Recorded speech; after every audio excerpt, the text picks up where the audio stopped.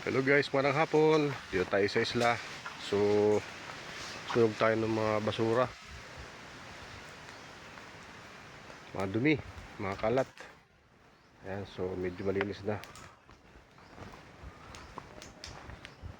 Ayan, maraming kalat kasi kaya ating linisan. Nagdamo tayo guys. Ayan, medyo malinis na sa likod. Pero hindi pa tapos yan, marami pang linisin. Ito guys, alam niyo ba ito? Kaya niyo ba ito? Ito po yung aparit na road crabs na nakakain po yan mga guys. Nabuhay din, ayan o. Aparit yan guys. Ayan guys, may tanim ako dito ng bayabas sa isla. So tumutubo pala. Ayan o. Bayabas. So yan mga guys, ang ating paligid.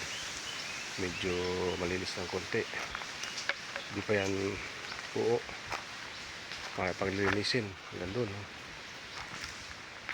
So lang ating libangan dito. Wala pa tayong mga ibang pwedeng paglibangan kundi ang maglinis-linis. Iniipon natin ang mga tuyong dahon ng nyug at sinusunog mga guys. Ito yung aking tanim na punkan ito guys. Punkan, tumubo siya dito. Yan, malusog siya kahit walang ulan, pero lumalaban siya. So nakasurvive siya sa tag-init. Ayan mga guys, punkan yan. Ang ating mga saging wala pang bunga sa ngayon. So siguro next month. Ayan mga guys, yung tira yan nung binagyo. Nagkanda tumba-tumba yung iba, mga saging. Ayan o, mga maliit pa, pero mga ilang buwan lang yan guys, magbubunga na yan. Ayan yung aking mga panim dito. Ayan, nabuhay na rin yung kamuti kahit walang ulan. Ayan, so tumutubo na po siya. Ayan o.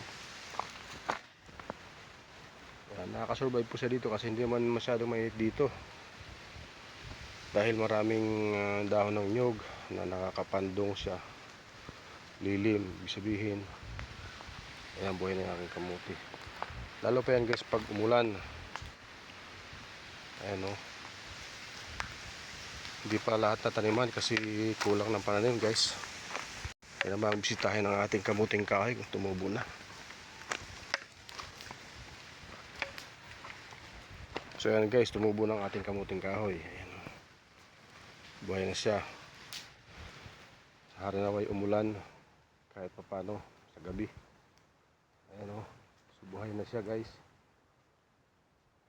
Ayan. Buhay na siya. Ayan o. Ayan. Ayan, buhay na siya. So yung ating kamuti buhay na.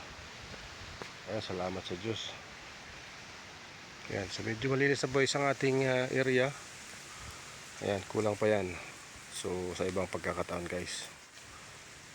Ayan. Yung ating mga tanim na nyug ay malaki na. Ayan o. Ayan, ayun pa o. Tsaka ito. Ayan, malaki na. So nasunog din ang mga tuyong dahon ng nyug, mga basura. Ayan, medyo malinis na.